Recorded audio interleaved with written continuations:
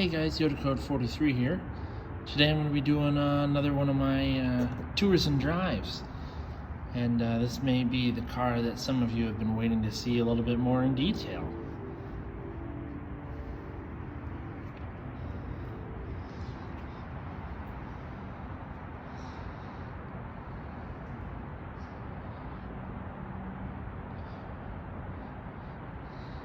This is my 1990 Volkswagen Jetta two-door coupe. Originally a GL trim. She's had a lot of custom work done over the years. So today I'm going to talk to you about that, show you all around, and we'll go for a little spin, get an idea what she's like. Originally this car would have been equipped with a 1.8 liter 4-cylinder single overhead cam engine with 105 horsepower, if I remember correctly, for 1990, something like that. And I know that this car was originally a 3-speed automatic. So it was the second most gutless of the Volkswagens at the time, only to be quicker than the diesel / turbo diesel of that time, which had, I think, under 70 horsepower still. Either way, it was somebody's commuter car for some time. Somewhere around 2005, I think, a fella got his hands on it in southern Ohio and decided that he wanted to do something a little bit different. He actually had another project, Mark II style Jetta like this at the time, but his is a 4-door, and his was really rusty. So he wanted to transplant all the stuff he had in that car into this body, and that car was equipped with Volkswagen's VR6 engine from the 90s era. Jettas, Golfs, Passats, vans, they put it in everything at the time, and there's still one form or another of VR6 in production today.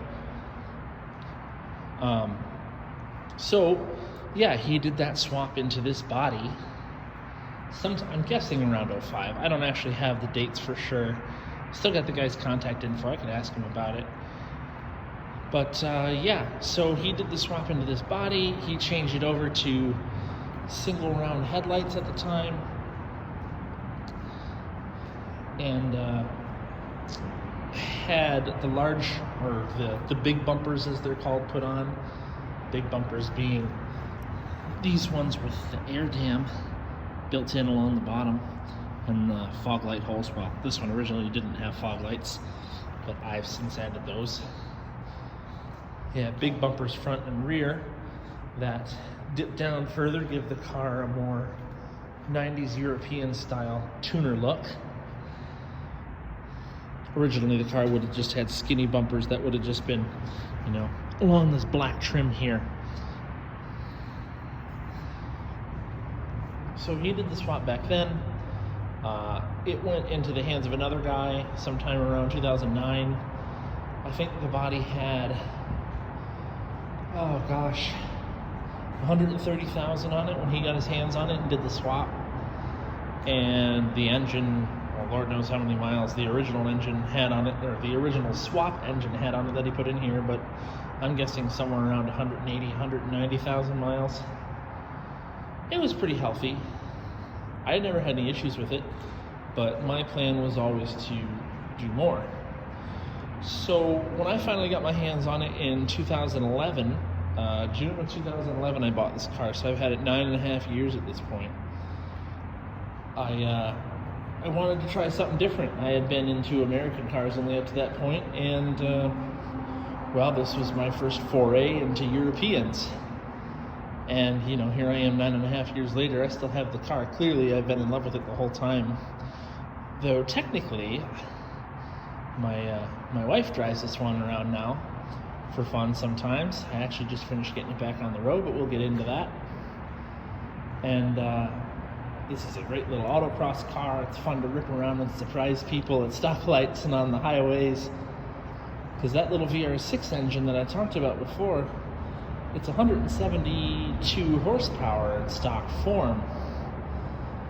And this body, well, I know the weight of this car is basically 2450 as you see it.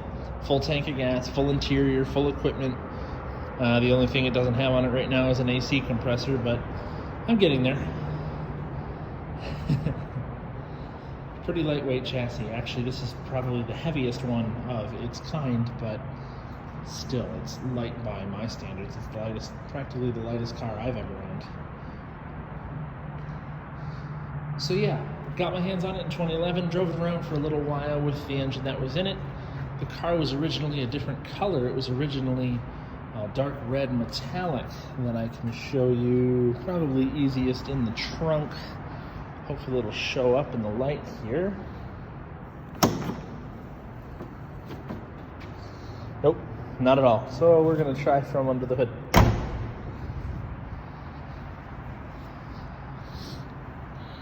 Hood pins for added safety.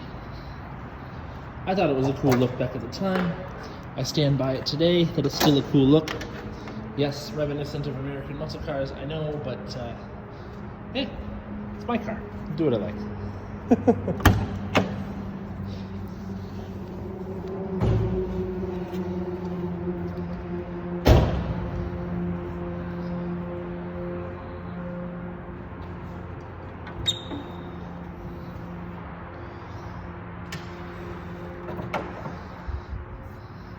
So this is the original color of the car, this dark red.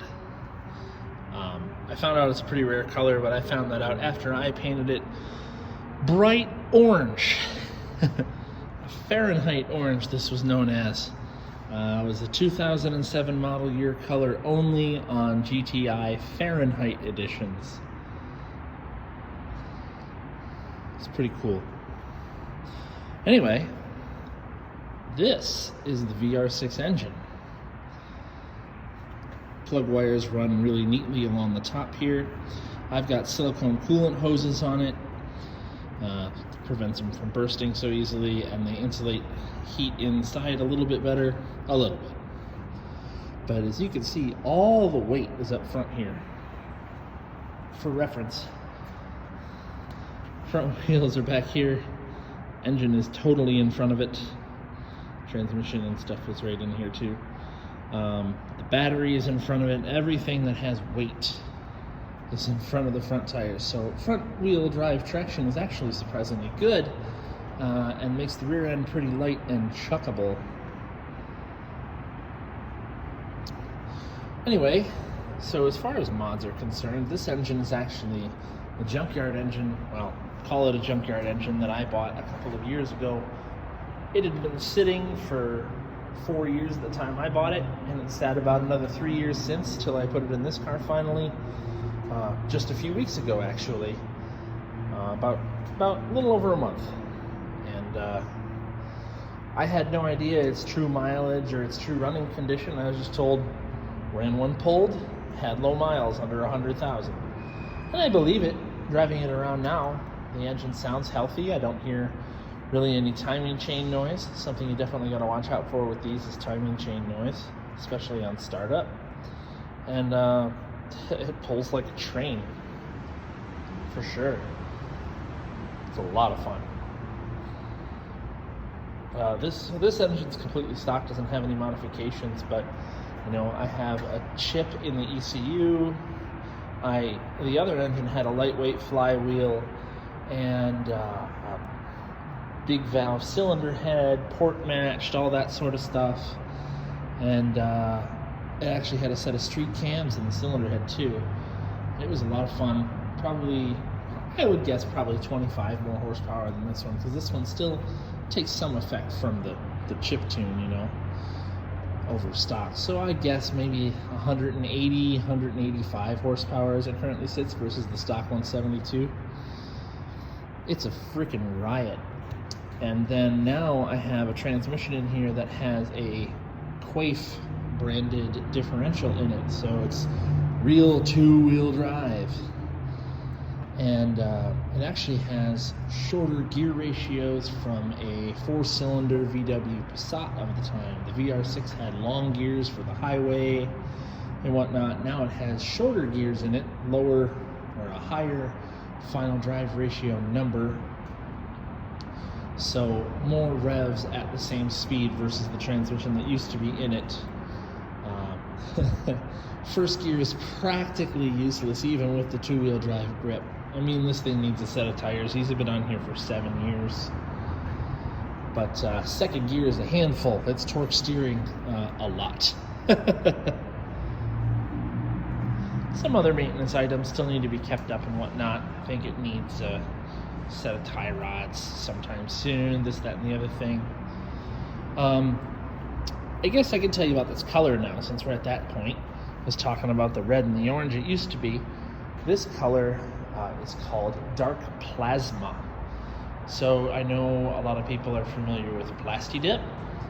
Well, there's this stuff that came out a couple of years ago, sometime 2015, 2016 timeframe, called Autoflex. That's what this car is sprayed in. So it was sprayed out of a gun. The color mix is pretty sweet. I mean, when you look directly at it with light behind you, it's, well, actually, when there's light behind you, it's purple like you see up on top. So where light shines directly on it, it's purple. But when the light is behind you, it's more green-blue. It's really cool how this color transitions. I've really enjoyed it. My wife picked it out. I adore it as much as she does. This is the car's name. She's affectionately known as Farfy, kind of short for Farfignugan, which is Volkswagen's spiel at the time this car was built. It was on all their commercials. Didn't really have a meaning. It was just a German-sounding word. So my dad, being the clever wordsmith that he was, we came up with Far From Losing. These stickers have all been on the car for many years now. Local shout out to a local Volkswagen club in Western New York, Dubs in the Buff. I used to live there a few years ago, and I've since moved out here to Michigan. A couple of shows the car's been to. This is from a show called Eurohanger. Used to happen over in Holland, Michigan, on the other side of the state near Grand Rapids. That shut down this year.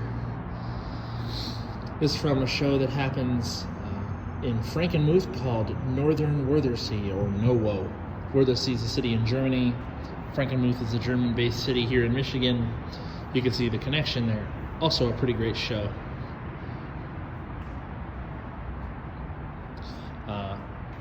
This one in the bottom right corner, Mive, is Michigan Volkswagen Enthusiasts. They're a local club here in Michigan.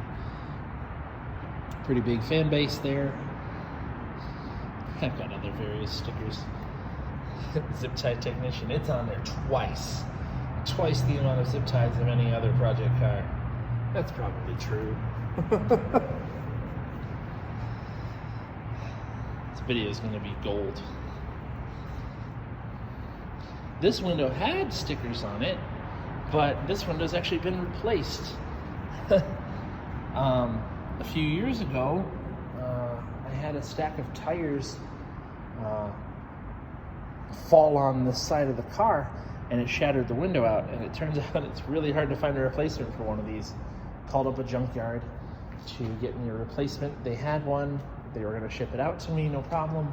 And they exploded that window, removing it for me. So they bought me the last brand new one in the country and sent it my way for the same price, which I thought was pretty sweet.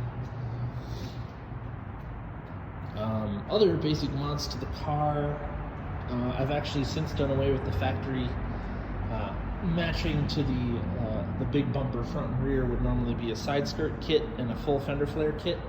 So I decided to do a bit different and mix and match, so it has quarter flares on the front of the front fenders and rear fenders. And then it has the large trim here. And then the side skirts have been done away with. I don't know.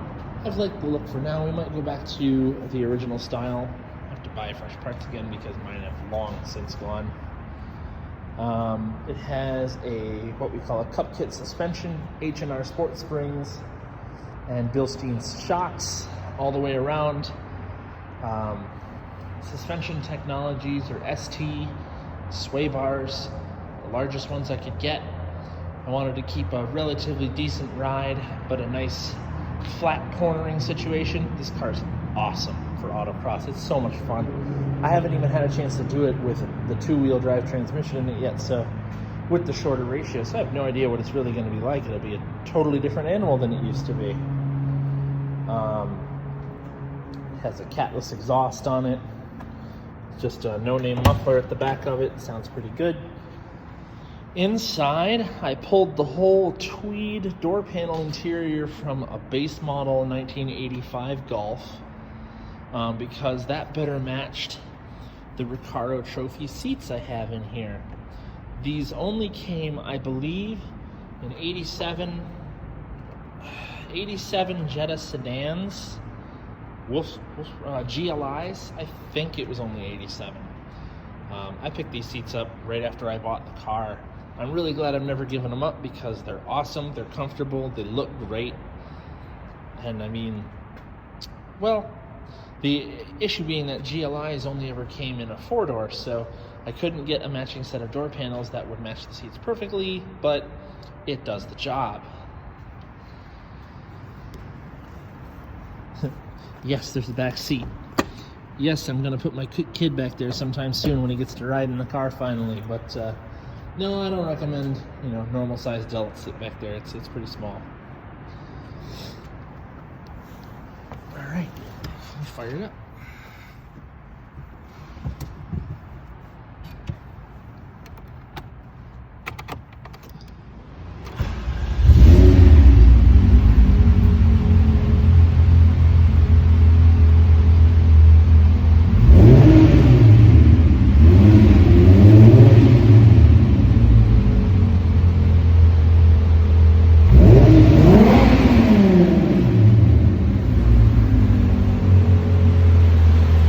Hear that the fans came on as soon as I turned it on.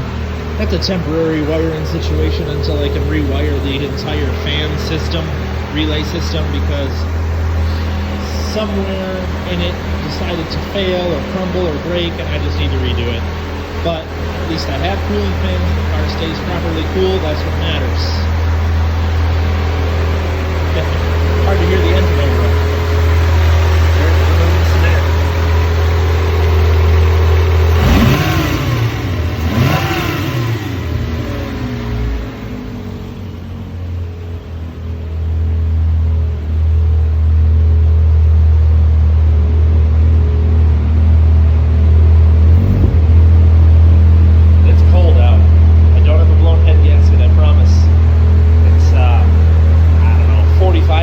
Something like that. So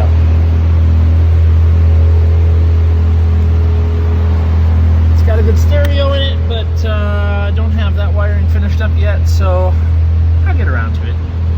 Oh yeah, I don't know how well you can see it, but there's a pretty sweet celestial style headliner in it. It's a little picking up, but did that a few years ago. It's pretty cool. Matches the theme of the purple on the car.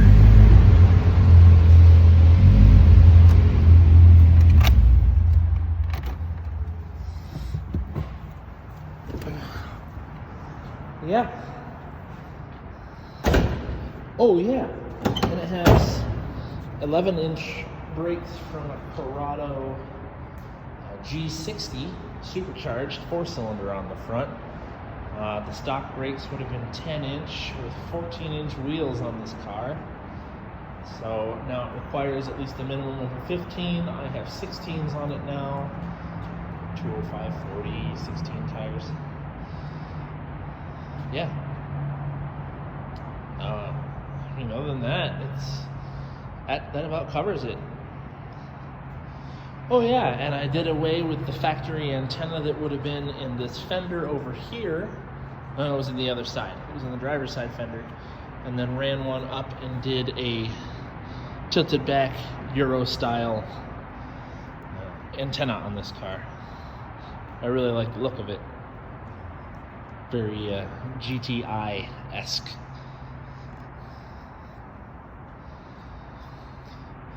Anyway, that'll about wrap up this part of the video.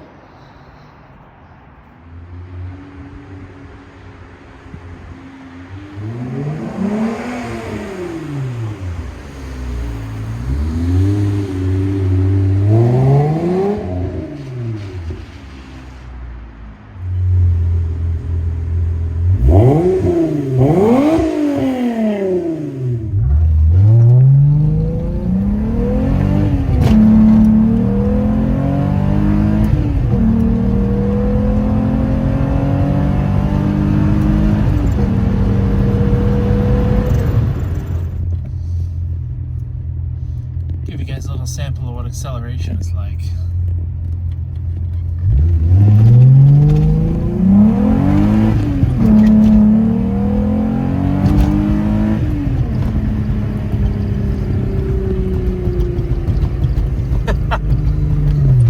Top of second gear is about 55, so even though the speedo is being funky, that's what it's like.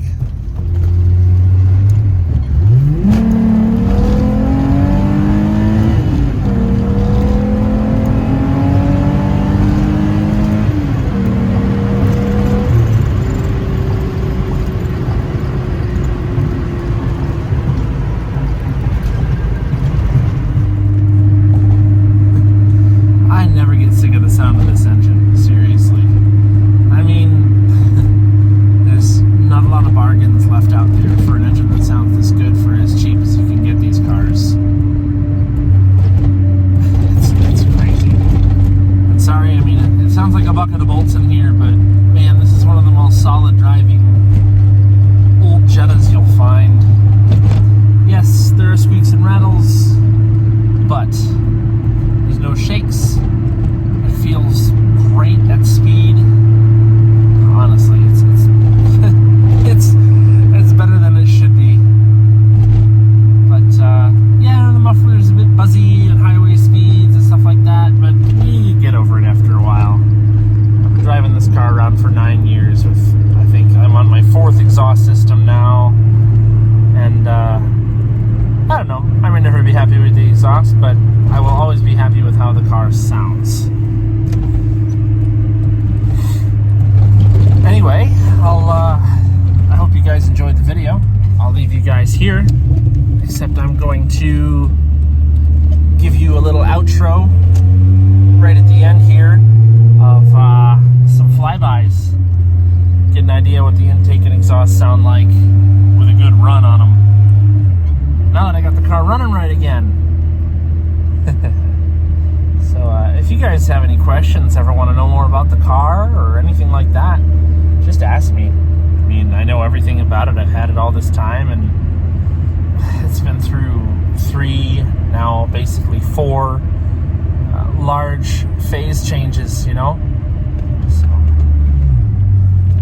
yeah. You get some flybys in the outro of the video at the end. Otherwise, hope you liked it. Like, subscribe, leave me some comments, and I'll have more for you soon. See you around.